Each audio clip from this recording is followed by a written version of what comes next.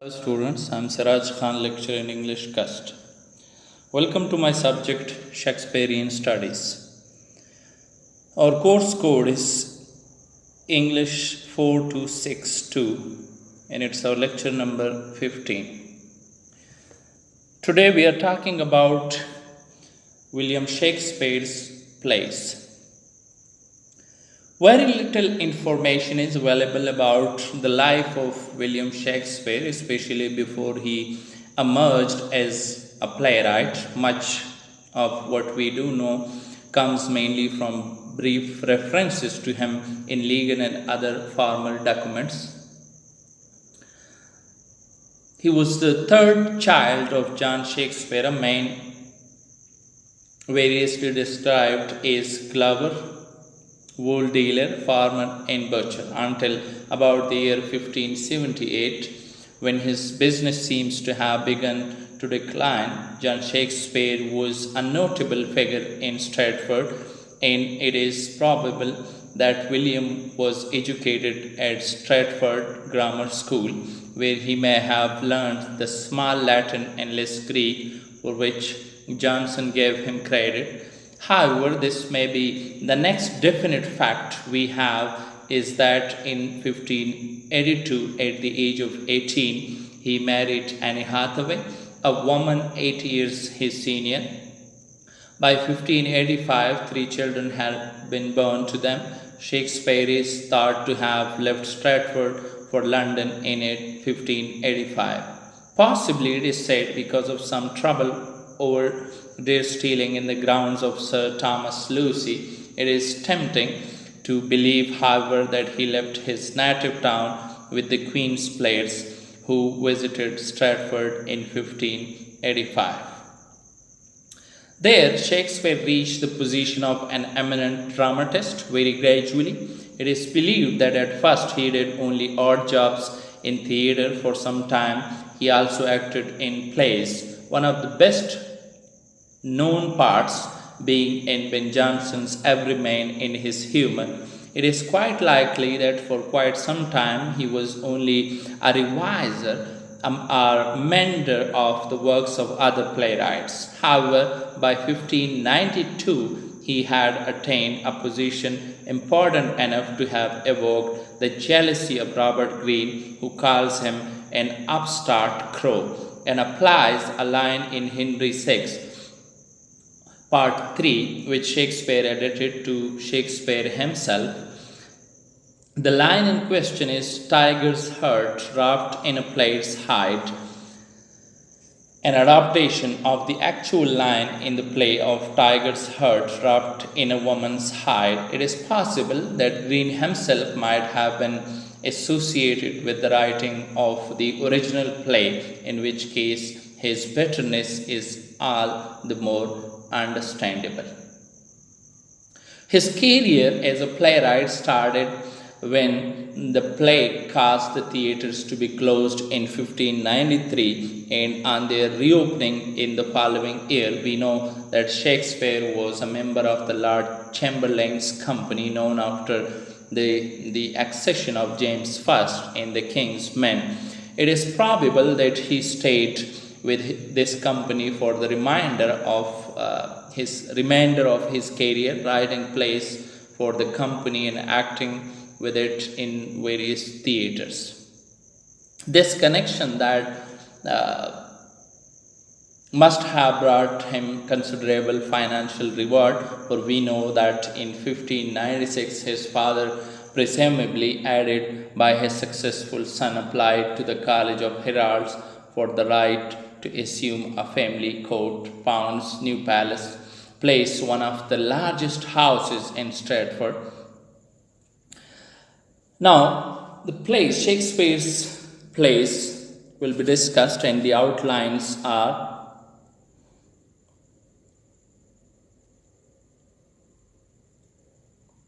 the first folio, his drama works, the years of Apprenticeship, history plays and love comedies, the great tragedies and dark comedies, the romances, in the themes in William Shakespeare's Universality. The first folio, Shakespeare's first edition of All His Plays, which came out in 1623, it contains 38 plays, and the title on the front piece indicates that Shakespeare's plays are given according to genre, comedies, tragedies, and histories.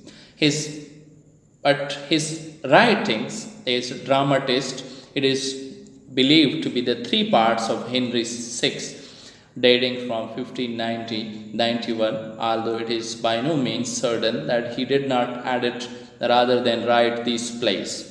Henry VI was followed by Richard III and the Comedy of Errors in 1592-93.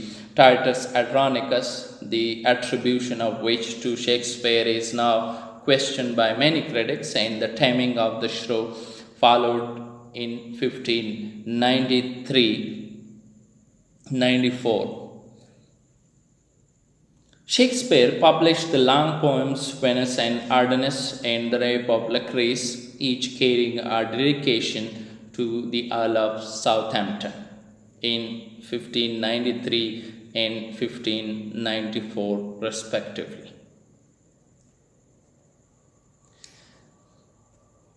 Comedies, historical plays, and tragedies. His plays. The first well-known play by Shakespeare is the lyrical tragedy Romeo and Juliet, assigned to 1594 and 95. Richard II and A Midsummer Night's Dream are assigned to 1595-96. The Merchant of Venice is believed to have been written in 1596 or 97, and the two parts of Henry IV in 1597-98. His greatest comedies, which include Much Ado About Nothing, As You Like It, and Twelfth Night, are assigned to the period 1598-1600, which Julius Caesar is also believed to belong to this age. After the turn of the century in 1600-1601, he believed to have written his great tragedy Hamlet, followed by Troilus and Cressida in the next theatrical season.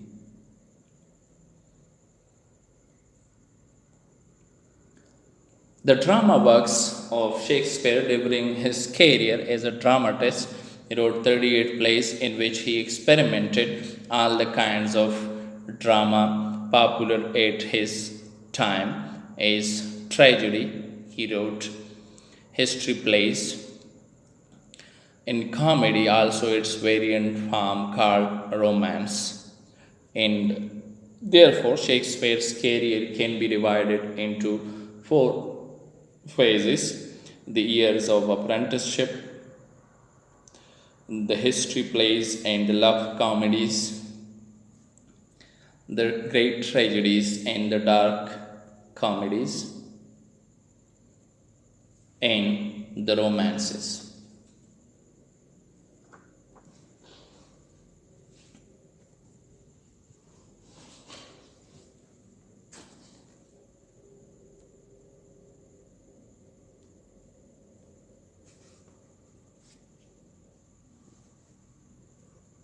The year of apprenticeship is in his first phase of apprenticeship. By the mid 1590s, Shakespeare experimented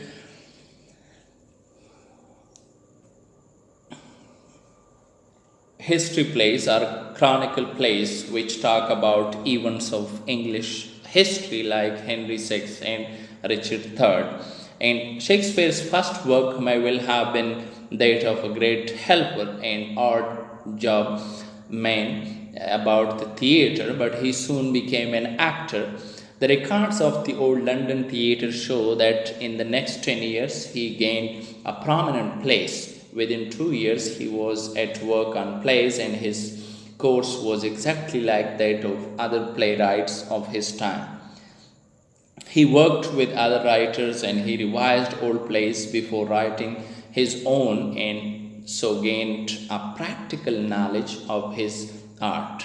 He soon broke away from this apprentice work and then appeared in quick succession. And there he wrote Love's Labour's Last, Comedy of Errors, Two Gentlemen of Verona, the English Chronicle Plays, Henry VI, and Richard III, Richard II, King John, Midsummer Night's Dream, and Romeo and Juliet. The wide variety of these plays, as well as their frequent crudities, marks the first or experimental stage of Shakespeare's work. It is as if the author were trying the temper of his audience, for to please his audience was the ruling motive of Shakespeare.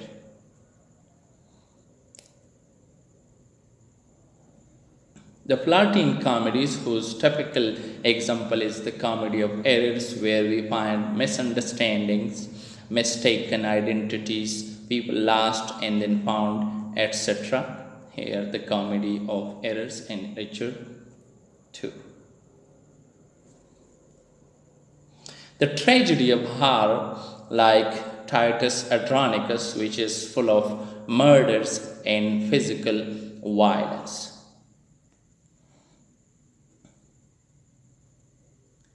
Fourth, the character play, such as The Taming of the Shrew, in which characters are fixed types behaving according to predetermined ideas of human nature, like The Taming of the Shrew.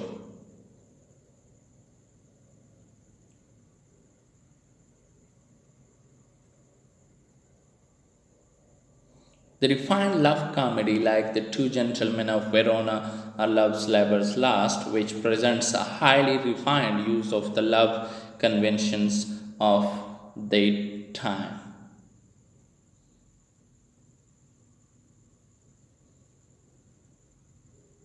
The history plays in love comedies.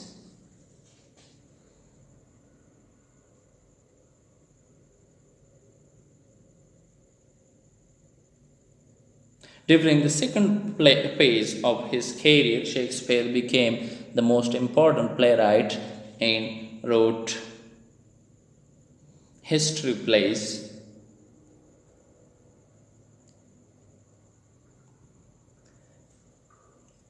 Joined together a recent and crucial period of English history like in Richard II, Henry IV, and Henry V, which expresses the struggle for power, love, and property, and represent like the history of a whole nation. The works of this period is King John, The Merchant of Venice, Henry IV, Part 1 and Part 2, Henry V,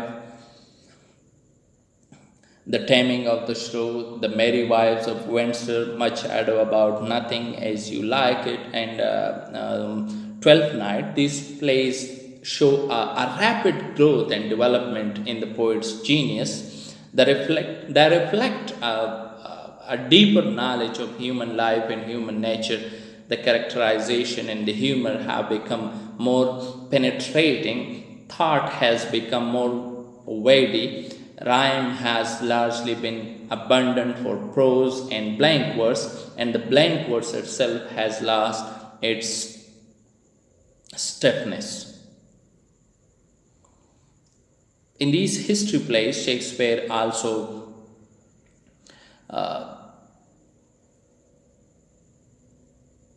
wrote and created one of his immortal figure, Falstaff, in Henry IV, the character. Love comedies, they are different from the comedies of the early years because they have three important innovations. The first, the author plays with language in a less obvious way. The characters are more complex, and love conventions are exploited to explore the psychology of love, even its delusions. The great tragedies and the dark comedies, the death of Queen Elizabeth seems to have cast a gloom or added to some pre-existing unhappiness in the poet's life, although her successor, James I, according to Ben Jonson's assertion, esteemed Shakespeare as greatly as Queen Elizabeth. This gloom gave rise to the great tragedies of Shakespeare. King Lear and Macbeth are assigned to the theatrical season immediately before this, and Antony and Cleopatra to 1606 and 7. Shakespeare seems to have overcome his melancholy near about this time, and from 1608 to the end of his dramatic career in 1611. He wrote romantic plays. These have been aptly described as at once grave and glad, serene and beautiful. They have complex characters, these tragedies, who often must face difficult choices, for example, between love and affection, or reason and pride, like Brutus in Julius Caesar, Othello, King Lear, or Mark Antony. These characters occupy, the highest positions in society: kings, queens, princes, commanders, but they are characterized by contradictions and frailties. The comedies, which are considered dark comedies because love isn't a sweet and careless emotion anymore, but it's a complex and a disillusioned experience. They show ambiguities of feelings as love and friendship, and they are in balance between comedy and tragedy. These have been aptly described as at once grave and glad, serene and beautiful. The Winter's Tale and The Tempest are the most celebrated plays belonging to this period. All the plays written during this period of The Tempest, they all show or recount events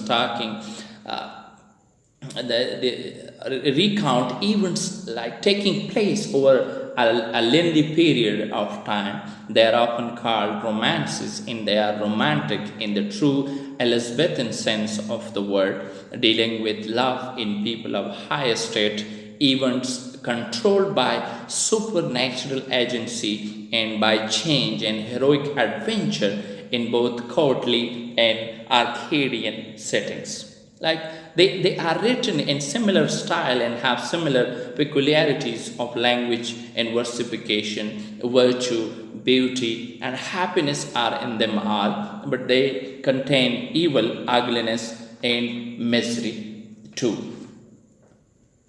At times they all come in near tragedy, yet they all end happily.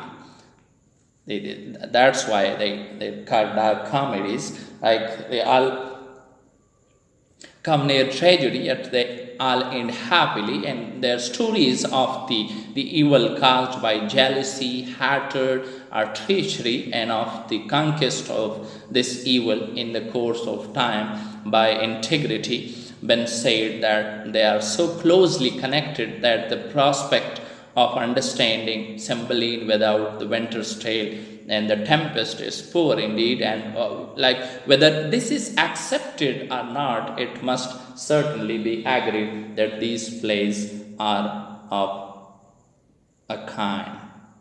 So they can be considered comedies only thanks to their happy endings.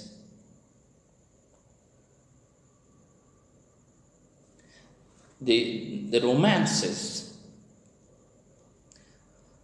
the Winter's Tale, even if the protagonist is guilty, the play hasn't got a tragic conclusion, but at the end of the play, order and harmony are restored. The Tempest is another example of the romances, like the contrast between the old and the young, and their coming together is shown thanks to love and understandings of the young generations.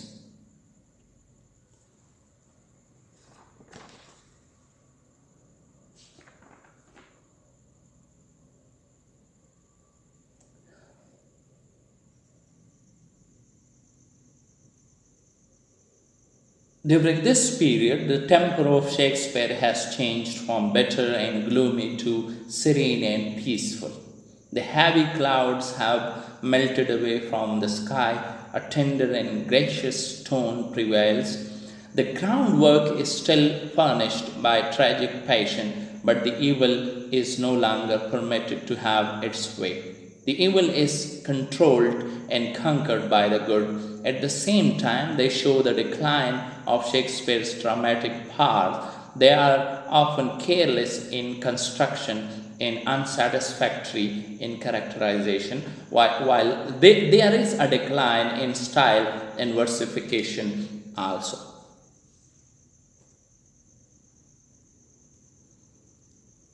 Theme: Woman and Love. At the center of Shakespeare's tragedies, there is the strong desire for love and power, acted by Shakespeare's heroines. Like throughout the play, Juliet's love for Romeo is driven to defy her entire social world. Her parents and relatives, like Juliet's father, who, on hearing that she refuses to marry Count Paris, insults her ruthlessness, are like her mother, who doesn't help Juliet. Is her society and all rules which denies her right to love. But in spite of these obstacles, Juliet has the courage to risk everything for her love, which causes her death. Woman and power. Shakespeare's heroines don't have the typical female behavior and poses, but they can be as ambitious and cruel as men. In Macbeth, for example, Lady Macbeth becomes a co protagonist, and especially the driving force of the play, the three witches prophecy plus Macbeth's ambition leads to the instruments of her desire for power. Whose desire? Lady Macbeth's desire for her power. She also says that if she wasn't a woman, she could commit the king's murder herself, and Macbeth observes, astonished at how much more of a man she is compared with himself. Fathers versus daughters. In Shakespeare's plays, like we can also see the contrast between fathers and daughters. Indeed, all Shakespeare's daughters are subject to the will of their fathers, are also their husbands. In the comedies, the young girls like Shylock's daughter Jessica in The Merchant of Venice against to their father's will often flee. In the tragedies, daughters' reactions can be different. As in Romeo and Juliet, the young girl suffers her father's insults and decides to die. Instead of escaping and not to marry Count Paris, her father's choice is a husband. In King Lear, instead, Cordelia, who sincerely loves her father, refuses his role as an oppressive father and openly defies him, rejecting to recognize her love for him at his command. Rhetoric and power. Shakespeare's heroes use rhetoric both in their actions and speeches because it is the key to love, riches, power, happiness, and goodness. In all of Shakespeare's plays, in fact, we find that rhetoric is helpful in love and politics, like in Richard III, where the protagonist uses rhetoric to take the throne of England, or in Romeo and Juliet, where Romeo rhetorically woos her. A great instrument for evil, like in Macbeth, where Lady Macbeth pushes her husband to commit the king's murder because she wants to become queen, or in Othello, where Iago says Othello that Desdemona is unfaithful to him. A way to underline character psychology, weak points, and obsessions is expressed in particular in monologues like Hamlet's soliloquy, where he contemplates his fear of acting.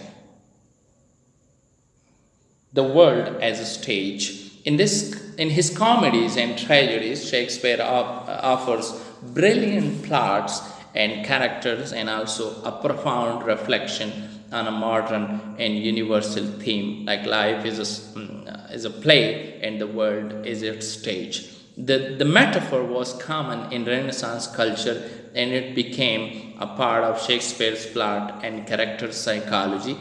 For example, in The Merchant of Venice, Antonio describes the world as a stage where every man must play a part. The metaphor was also reinforced by the name of Shakespeare's theatre, the Globe, and by the sign posted outside it, where Hercules is represented carrying the world on his shoulders and saying the actor carries the whole world. In Macbeth's speech after his wife's death, the metaphor instead becomes the instrument of Macbeth's absolute pessimism, a poor player who is given no more than an hour upon the stage and then is heard no more.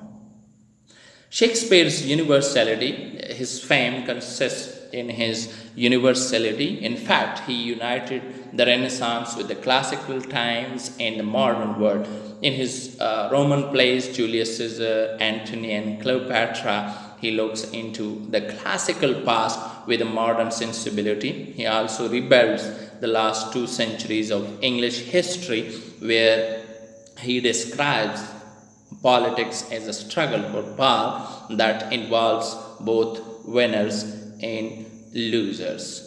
Shakespeare analyzes the meaninglessness of life and the human nature represented in King Lear and Macbeth's lives as a tragic mistake in horrors. As Ben Jonson says, that Shakespeare was not for an age but for all ages.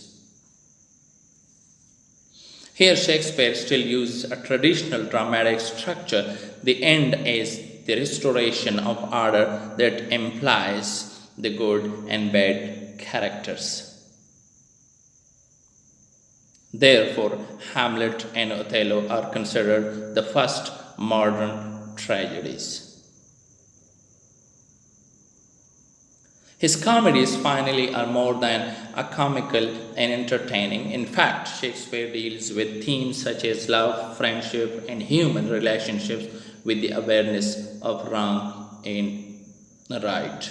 In his comedies, laughter is also mixed with sorrow. For example, in the when Shylock the Jew is discriminated, or in The Tempest, we can find the metaphor of colonialism. Thank you very much and good luck.